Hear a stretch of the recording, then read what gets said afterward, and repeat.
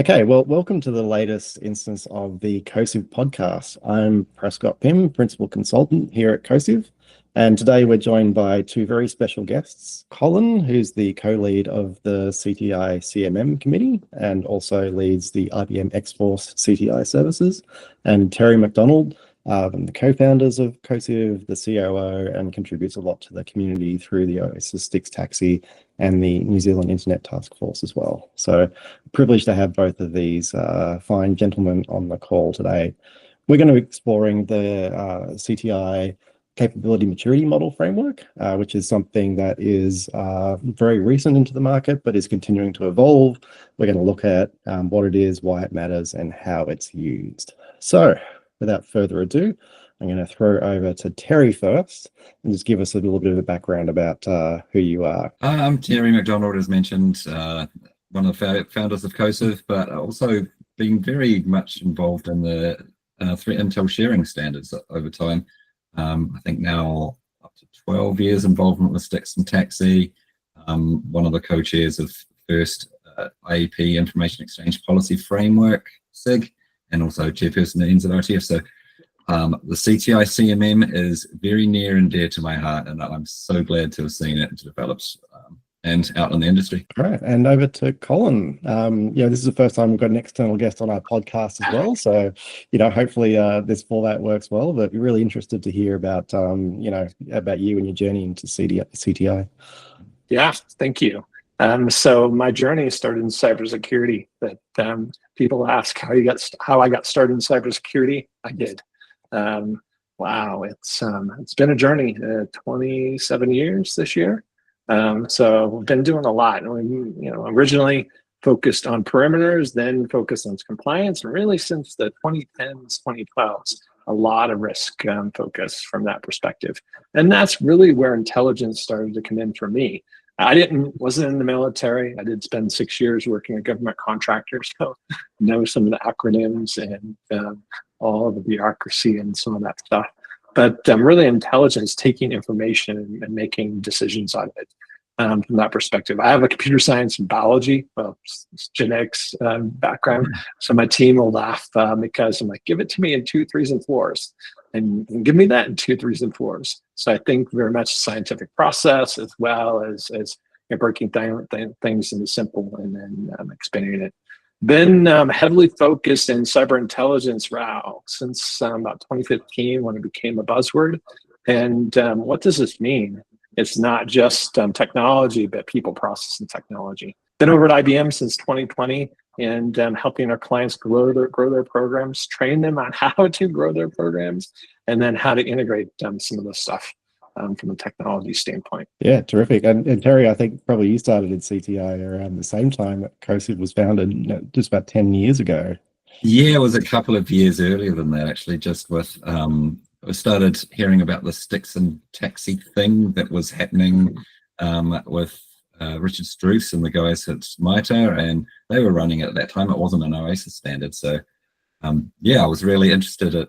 I recognized early that working together as a group, being part of a herd, is the way that nature protects zebras against lion attacks. So it had a sort of an analogy for me within the way we operated as organizations. Like I see, we really needed to work together. So yeah, and my background in CTI as well has evolved probably similar to Colin's, where knee deep in the trenches, running SOCs 24/7 around the globe, and just seeing how much adding intelligence to the mix could really help shape the alerting and detection. So that's sort of how I got started in this area as well. But I'm curious, Colin, to talk about why organizations are sort of moving towards taking CTI more seriously in their programs. To me, it seems like there's been a bit of a uplift, particularly in recent years.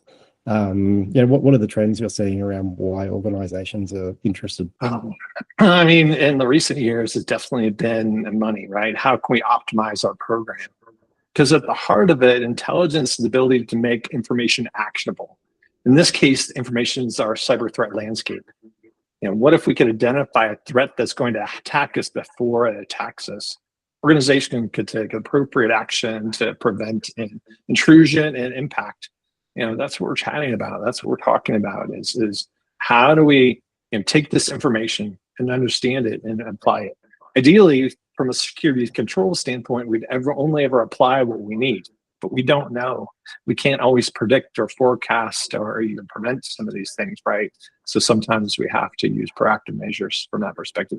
But using intelligence from that way to be able to make informed and to lessen the impact, to quickly mitigate things that have slipped through, etc. Yeah, and Terry, you've seen a lot of CTI programs around Australia and New Zealand, which is maybe a little bit of a different market to the US. But what's your observations about the state of CTI? Yeah, well, it's interesting. I mean, just to first touch on a point that Colin brought up, I think one of the additional benefits that sort of roll into having a CTI program is it allows that focus. It allows you to narrow, instead of, oh, I need to protect against all of things, to, okay, what am I actually going to get hit by? And then I'll focus my investment on those first. It gives you that prioritization, I think. I do feel like a lot of people sort of miss that nuance when they think about CTI. They're like, why do I care about what happens over on the other side of the world? It's like, well, it could happen to you. Like, the attack footprint is global now. So, yeah. So I think those very wise words that you did, Colin. But also across Australia and New Zealand, it's interesting. I think we're quite early in the CTI journey as a region. In my head, after seeing the different stages over the many years, over the 10, 12 years I've been involved with this, I feel like the US is kind of at the forefront. Generally, in my experience, they're generally the most developed with their processes. They have bigger teams. I feel like Europe is around about 6 months to a year behind. And I think you get to Australia at about 2 to 3 years behind. And then you get to New Zealand, where we're like, oh, wait, that's a thing.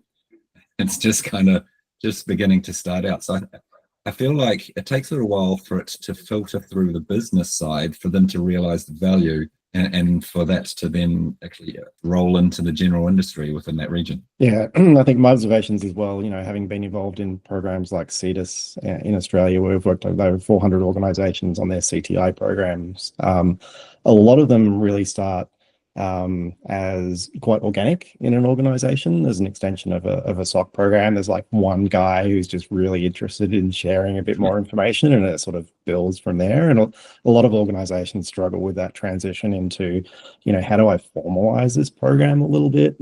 How do I operationalize it to make it more meaningful? So there's a little bit of, I guess, lack of direction at that point, and that's probably where something like the CTI CMM is really useful. So let's segue into that discussion now, and I'm going to throw to Colin. How do you explain the capability maturity model that you and the team have come up with to someone who's new to this? Yeah, and so what we were just chatting about, right? So me here at IBM, just throwing my corporate hat.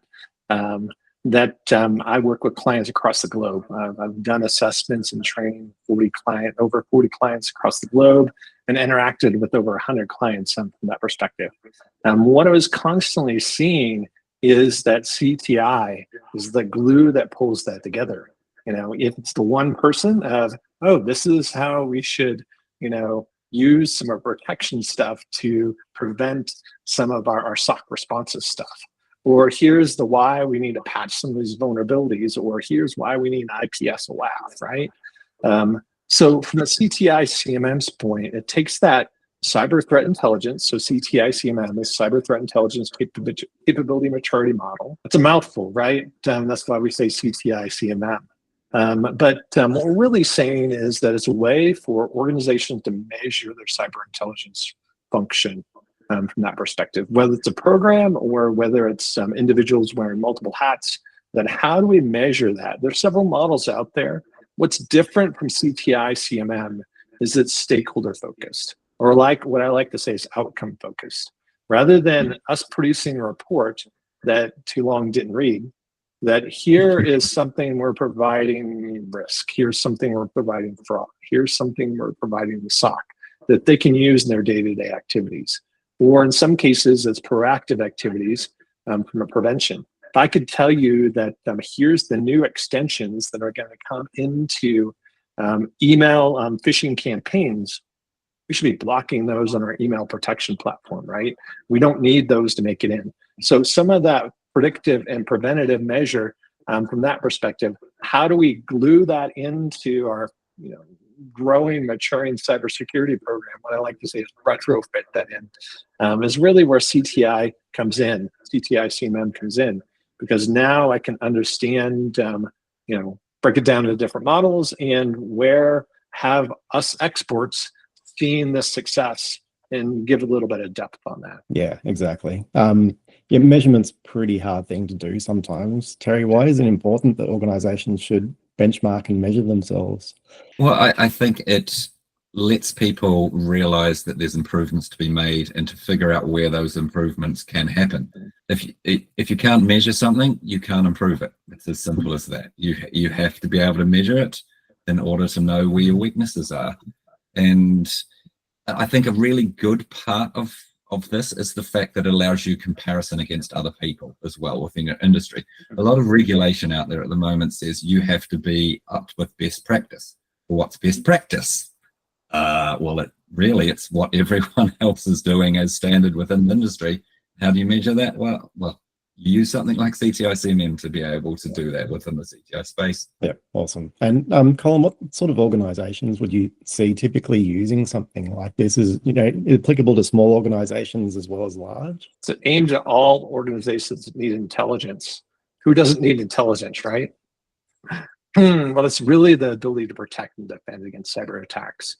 We've seen attacks like ransomware that can impact even the most unexpected organizations. So how do I improve my cyber defenses? How do I make cybersecurity a competitive advantage for my business?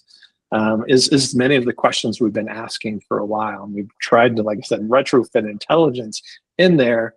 Now with CTI CMM, here's what we call practices that you can go through and understand. Here's some things that that other organizations have done that have seen success in this. Yeah, definitely. And just picking up a point that you made before to re-emphasize it, a lot of organizations, as I said, start organically with this, but don't know where to go. And I think it's really important that they think about the governance and the stakeholders up front. And you mentioned that's a key part of this model, because getting the buy-in and understanding what's the value of a program like this is pretty important.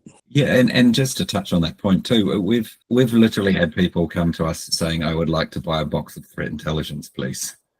And it's kind of like, no, that's not really how it works. And you can't really do it in a cookie cutter approach too. We've found it very much depends on the risks that the organization is attuned towards. What do they care about? What are the threats within that industry?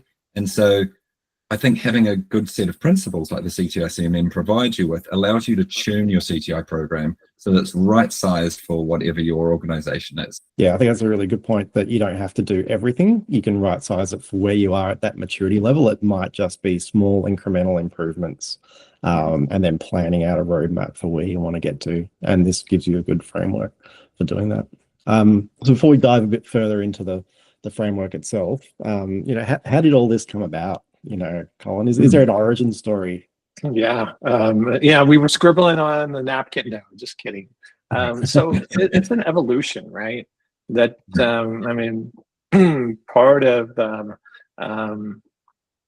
it is why I'm passionate about this, but also back in 2019.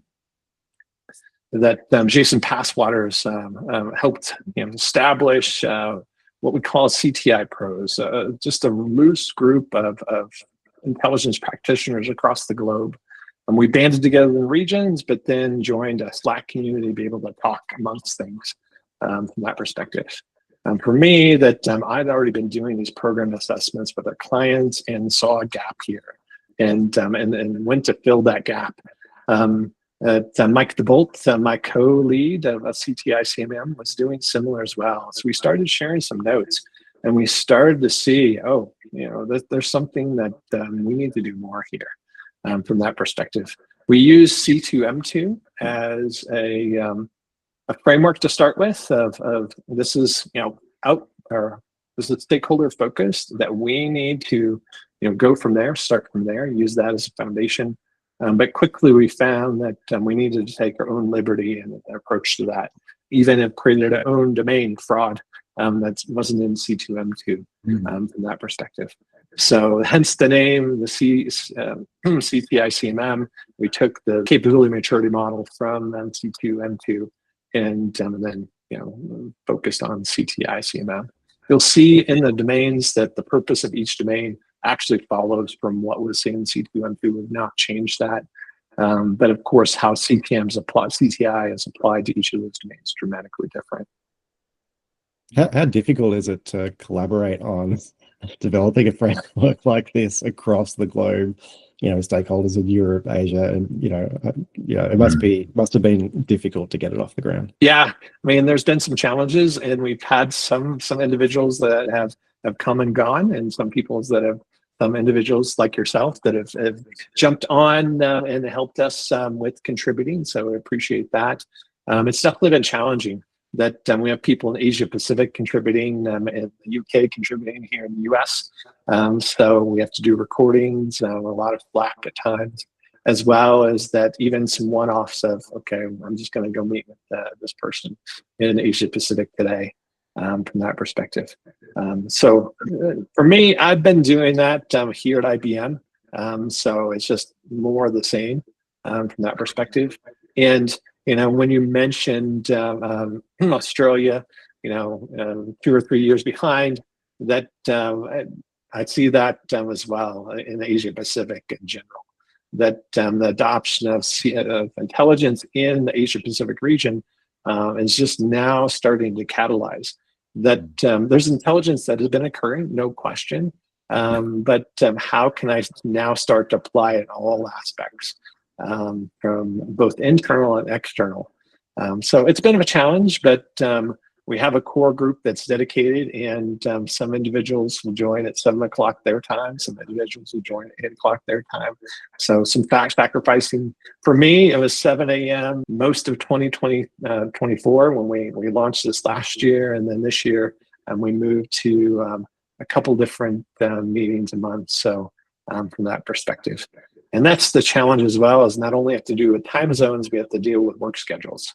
With sticks and taxi meetings, I was doing 3 a.m. for about a year in exactly the same thing. But if you're passionate about it, it's about the outcomes that matter, isn't it? Yeah, it's terrific that people like you guys will just give up your free time to do this when you've got a day job as well. Contributing to the wider community, it's great to see. Now, how do you let's start with Terry, see this sort of complementing other standards and frameworks? Colin's talked a little bit about that as well, but are there too many frameworks? Why do we need something like CTI CMM? I don't know. In a way, there's always too many frameworks. It reminds me of that XKCD thing.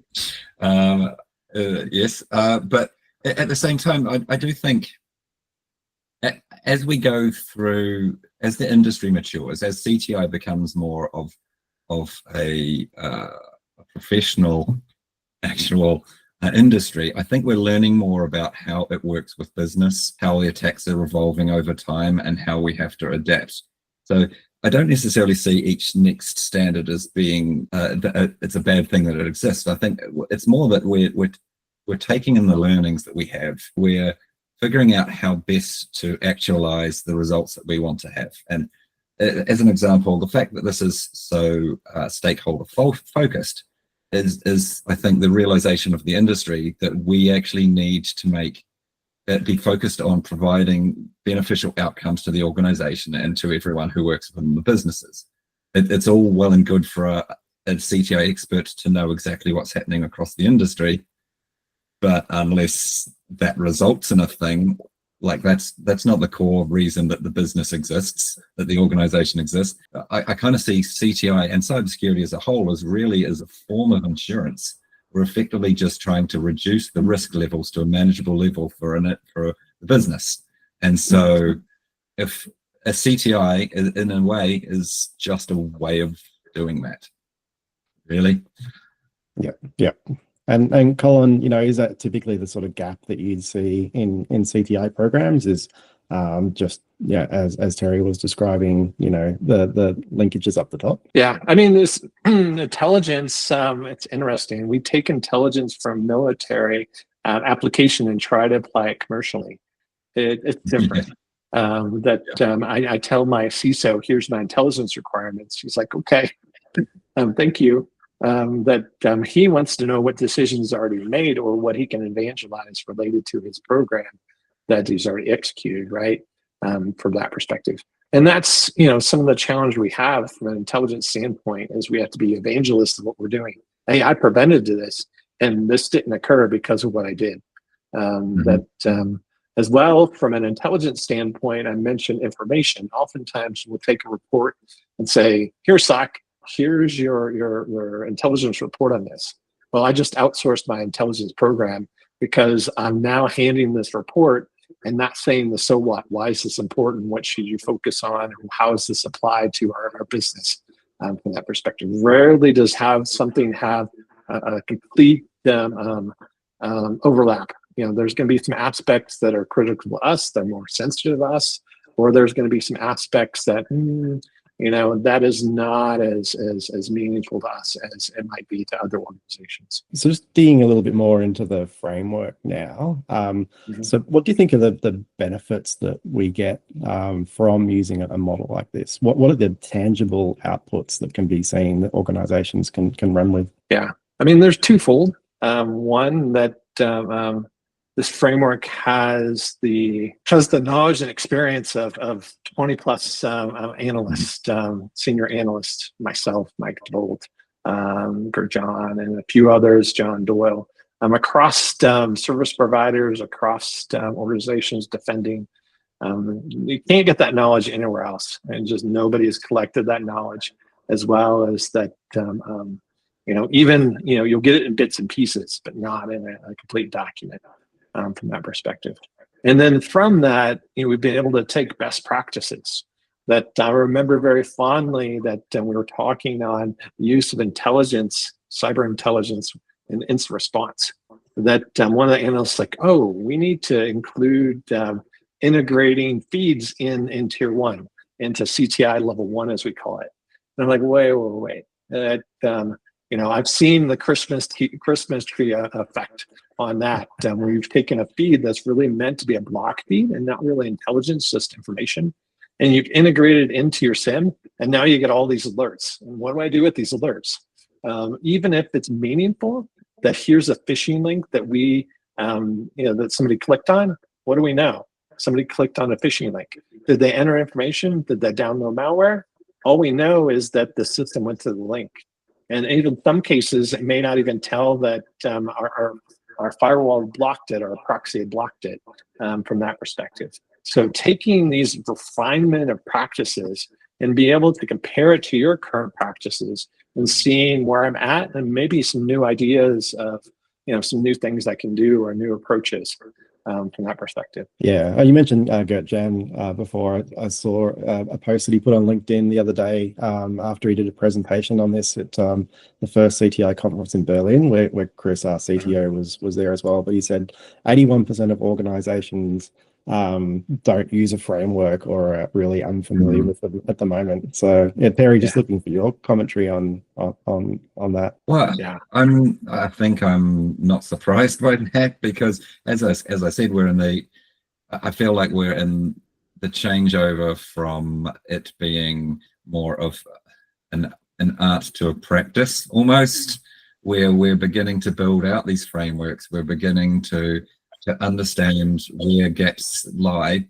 and sort of moving to that sort of more manufacturing style thing, where we actually have frameworks in place and we know how to apply them, and we can avoid having the gaps. Yeah, indeed. If I'm a CISO for an organization trying to make some decisions about, how to invest my time in and budgets on programs, why should I care or look into the CTI CMM framework as opposed to other things that are going to be pressing it on my mind? The one thing that just floored me and just brilliant from the C2M2 team that we gravitated towards the domains that I can focus on assets, I can focus on IAM, I can focus on third parties.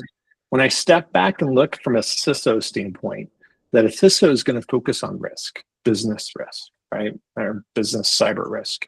Manufacturing, for example. What happens if I'm not able to produce my widgets? I'm not able to produce my pieces. What if I'm a financial institution and my terminals are down, or somebody's hacked into my ATM? So from a CTI CMM standpoint, a CISO should look at what risks that they're most concerned with, and then be able to adapt and be able to say, okay, or maybe give the risks to the CTI team, and then the CTI team then maps those to domains, right? If I'm worried about ransomware, that I'm going to worry about IAM, initial access, from that perspective, and I have identity access management. That from a protection standpoint, I'm likely going to need some detections of anomalous behavior on my system or other things. Because from a ransomware standpoint, we don't want to detect when that ransomware is being deployed in the environment. That's way too late in the game, right? We need to detect either when those credentials have been compromised, when this phishing campaign was successful and compromised the system.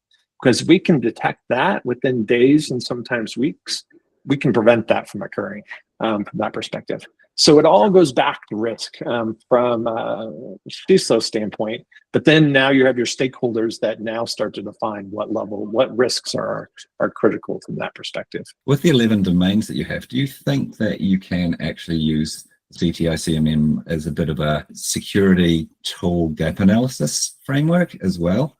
So that you can actually go, well, we don't have enough detective controls in this space. Maybe we need to invest some money into that because it's fairly high risk.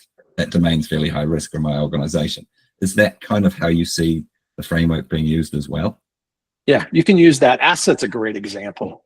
Having worked at Fortune 100 company, Fortune 10 for 14 years, that asset management, while very robust, still a huge gap. WannaCry showed us that, and we found unmanaged and third-party systems in our environment we didn't know from that perspective. So looking at the domains, right, IAM, third-party, asset, situational awareness, program management, architecture, and workforce, just some of the domains. We've added fraud. We're considering adding insider threat at some point. That an aspect of that. We take the domains and we say, is there more aspects here than, say, the risk domain that we need to tease out? Fraud was the case where we did from that perspective. A lot of mature fraud processes, so able to bring that to the surface from that perspective. So yeah, you can definitely apply it to security controls or security processes. Because what happens from a cybersecurity standpoint, we're often focused on the technology, right? But CTI really teases out the importance of people and processes. Having people that know how to execute an intelligence collection and analysis, as well as following the process to use that in recommendations to ultimately reduce risk. Can people sort of, make this a bit modular and plug and play? So if I don't have a fraud capability, don't need to worry about that section. And is that sort of the idea and how it's going to work? One of the things that we're working on here in 2025 is different ways to engage. When I have a few free cycles, I'm going to write a blog on taking CTI CMM and looking at it from, I mentioned manufacturing, or looking at it from a financial standpoint or a retail standpoint. If you start to look at it from different industries, or maybe even different geographies, certain domains are going to be more critical than others. I mentioned manufacturing. There's some IoT component there. That how do I secure that, or how do I keep track of some of that? How do I understand some of my vulnerabilities there? Much more critical than from a financial standpoint. A financial standpoint, of course, account takeover, fraud, I mentioned, but also from the being able to somebody get into the environment and become an insider from stolen credentials or a compromised device, or whatever the case may be. So different aspects that can be looked at from different industries and different geographies, depending on maturity of organization, as well as the functions that you have. I mean, if you don't have a fraud function, then I wouldn't use the fraud domain, right? But if you have external logins into a platform, there's some aspects of the fraud domain that are going to fit from some of the credential reuse, the credential stuffing attacks you may see. All right. Yeah, you talked a bit about some of the things that you're planning to do with your free time. Version 1.2 just got released recently. What's changed in the 1.2 release, and where are you going? What's going to be in the 2 release? Yeah. So every release that we've done, this is our third. So one was in Black Cat of 2024, and then we hit New Year's Eve, New Year's Day on 1.1. This will be our last version 1 release, 1.2. This really marks the culmination of the ideas that we had from the initial get-go of what we wanted to include in the model. From what's new is that we included a assessment tool as part of our 1.1 release, but really in beta. We wanted to get it out there. It was part of our original plan to get it out there, but it needed more maturity and curation. We wanted to get it out there for organizations to test, as well as organizations to give us some feedback on. So this version 1.2, we have the first formal release, the full release of our assessment tool. It's a spreadsheet that we've had some discussions in making it a page, a web page that you can interact with or download. Etc. So some work on that in the future. 1.2, besides the assessment tool, we included a metric section and a data source section. The metric section we wanted to include very early on, but what were these domains and what are the practices? We had to spell those out first before we could define, before measuring those. Even when we're working through the metrics, some of our metrics had like 40, 50, some of our domains had like 40, 50 metrics. Okay, we need to pare these down and consolidate some of these from that perspective. So 1.2, it's the metrics, the data source library. So in the domains, you'll see that here's the sources that the domains use. But we really didn't expand upon those. So the data source library includes the sources, includes some descriptions of the sources, and then some examples of the sources from that perspective. Just in terms of maturity of organizations, where do you see them typically struggle? Where's going to be the areas they're going to get the most bang from the buck for, rating themselves in the maturity model? I've rated so many organizations, seen so many organizations. I mean, documentation is unfortunately where most organizations struggle. To be able to document what we should be doing from that perspective. Hard to do. As well as that, if I document this, I should be doing this, and I may not always be from that perspective. So having a plan together of here's the use cases, just take a few practices that we're going to focus on from a situational awareness or vulnerability management, or even from a third-party monitoring standpoint, taking a few of those, turning those into use cases, putting some documentation on those of here's the use case. Here's the sources we use, or typical sources. Sometimes you can't list all the sources. Sometimes they're educated sources. And then, here's our general workflow on that. Because what we're trying to do, maturity really equals repeatability, right? That if I can be repeatable in a few good things, I have maturity in those things from that perspective. Or that if I need to make some adjustments because that I have a miss here or there, easier for me to make those from that perspective. When I started this, doing assessment models, it was even before CTI CMM. So back in 2020, like most of us, my world changed. I moved over to IBM and started to do assessment for IBM for our clients. And from that perspective, I'm like, okay, how do I do this? Many of the models out there were so focused on just the internal aspects of a cyber threat intelligence program, not the so what. What value does it add, or how does this tie into the overall cybersecurity or organization as a whole from that perspective. So I started to build my own model from that perspective. So I had 5 different levels from that perspective. We have technically 4 in CTI CMM. 0 is no observation. So 1 is you have the basic foundational. But then when I worked with Mike, I'm like, all right, how do I merge my model into this? So I collapsed a couple of those together from that perspective. But that's where, does everybody need to be at the leading the CTI 3 level? No. Only those organizations that the risk really warrants it, the return on an investment warrants it from that perspective. But what I loved about the model that I have, and I still need to figure out how, well, we have the practices. The nice thing that that I was able to show with the model I developed is that oh, look, I'm doing level 5 stuff, even though I'm only maybe at maturity 2 or 3 from that perspective. You can see that in CTI CMM, but we need to work on some of the graphics of how some of those components tie in. Because if I can say that I'm a CTI level 1 right now, but just with these investments, now I can move to 2, and the outcome, the output of those investments is XYZ, right? Maybe I'm reducing the time, the containment on my instance. Maybe I'm be able to prioritize and give some more context and some of the vulnerabilities we're patching. That some of it's trust, and then some of it's what I like to call indirect metrics that aren't necessarily CTI, but where CTIs influence some differences. Yeah, and those are really hard to pull out of a business. You have to be quite good at that sort of metrics reportings in order to do and that.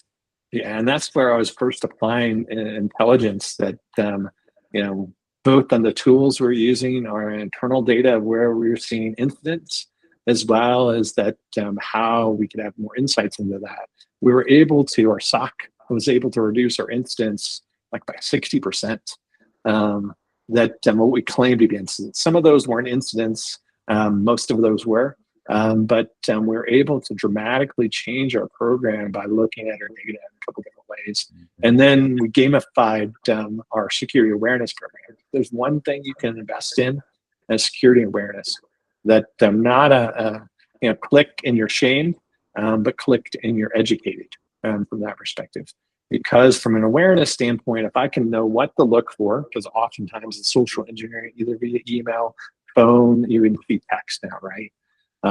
That once I know how to interact with those or how to raise those up to the proper security team to help assess what's going on or understand the scope of it affects my organization, now we've taken 2 or 3 steps about towards response from that perspective. Yeah. So how do you determine, like, if you're doing a self-evaluation of yourself on this model, how do you determine whether you're a 1 or a 2 or a 3 in the CMM model?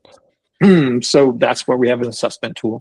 The assessment tool is self-rated, and there's 3 different ratings that you can give yourself from that perspective. And really, it's more your consistency of you doing it, as well as that the depth that you're doing something from that perspective. Some of those are easy, understanding and be able to using the ASM management system. Some of those are more difficult of monitoring dimensions or potential disclosures of third parties and breaches, even on the dark web or the deep web, that there's no public disclosure, but I have to tease some of that stuff out. Yeah. Terry, you've done a lot of assessments over time as well in the SOC and CTI space at Cosive.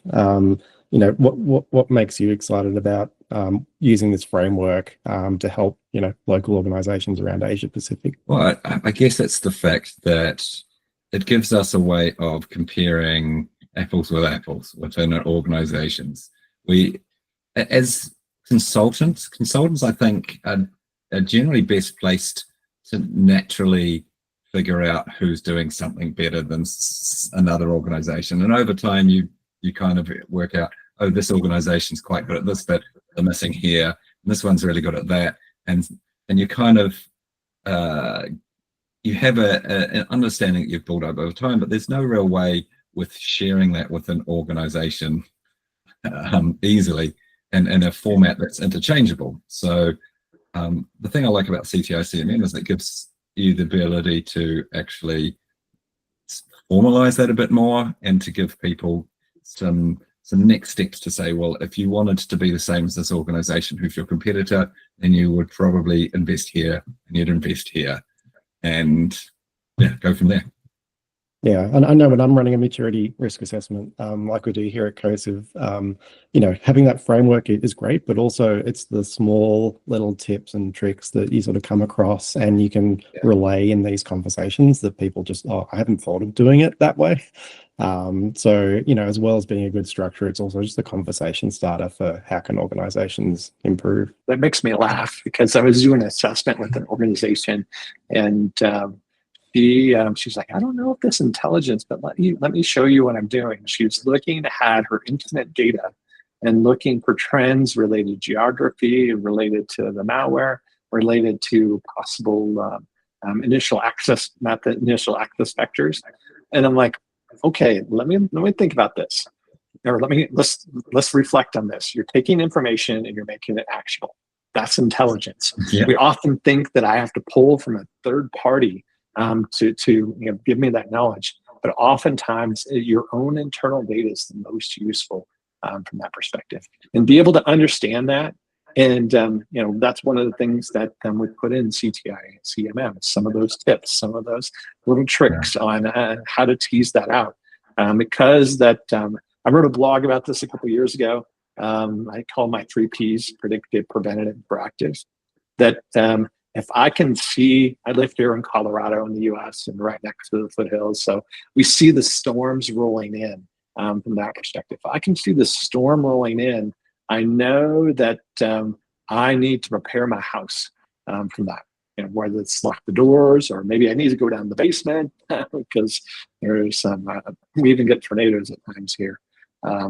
That I know how to prepare, right, from that perspective. And then, from a cybersecurity standpoint, if I can prevent that stuff, my SOC never sees that stuff, the scanning, the phishing campaigns, etc. That's less I have to respond to or worry about, or less opportunity that my employees have to interact with that, right? If we talk cyber kill chain, Lockheed Martin cyber kill chain, that if we prevent it from that exploitation, then we've blocked that from that perspective. We know that cybersecurity is progress over perfection, though. That we're going to have perfection, that we'd have completely isolated systems, that nobody could interact with themselves or interact with others on, maybe not even themselves from that perspective. But that's not the case. So we know things are going to slip through, but how do we have response plans, critical management plans, as well as early warning detections, kind of the canaries in the coal mine, to detect some of these things that are going on? Maybe it's just partial abuse. Looking at one of the techniques in MITRE ATT&CK, right? With MITRE ATT&CK, how do you see the CTI CMM and ATT&CK framework mapped together? Because reading through, you kind of think, well, some of the attack techniques that are there could make quite good things that you're monitoring for as part of your CTI and part of your prioritized intelligence requirements. So, yeah, could you talk a bit more about that? How you see those? Yeah, and that's where, when we look at the future of CTI CMM, one of the things that we want to be able to do is be able to pull in some more sister documents, some more complementary documents on how to build a program. That using MITRE ATT&CK, not only am I looking at it from a threat landscape standpoint, now we're talking about mapping it to security controls. I could look at my security controls from a protection and detection standpoint. I could also look at it from a perspective where I'm seeing alerts. Why am I seeing alerts in a lot of alerts in defense evasion? Maybe have some challenges from a protection initial access standpoint, right? Or that if I look back at an incident, where did I see? All I saw was initial access, but that initial access was not where we detected it initially. It came in through another system, and we detected the lateral movement into the system from that perspective. So as we continue to have some time from the engagement and how to use CTI CMM and some additional documents and some of our expertise and insights on how to build a program. We'll put some of that in there. There's definitely some MITRE ATT&CK stuff in CTI CMM, but CTI CMM is not prescriptive. We just didn't have the time to be able to tell you how to do everything, but it's more of a thought process of where can I improve and how can I improve some of those stuff. A catalyst of ideas from that perspective. You talked about integrating, the other, frameworks, processes in there as well, because CTI shouldn't be treated as a silo in an organization.